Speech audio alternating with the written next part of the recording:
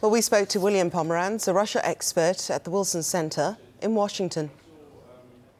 I think they want to express to President Putin that the U.S. and the EU want to see the full implementation of the Minsk II agreements, and that begins with a ceasefire in eastern Ukraine. There has been increased fighting over the past week in eastern Ukraine, and therefore I think the message to President Putin is you need to rein in the separatists and the forces you control in eastern Ukraine, enforce the ceasefire, and then we can begin to address the full implementation of the rest of the Minsk provisions.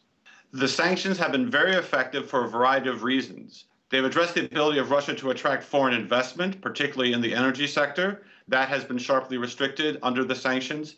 It also has limited Russia's ability to have access to Western finance. That also has essentially been closed off to Russian state banks and other government institutions. So the sanctions have had a very profound effect on the Russian economy.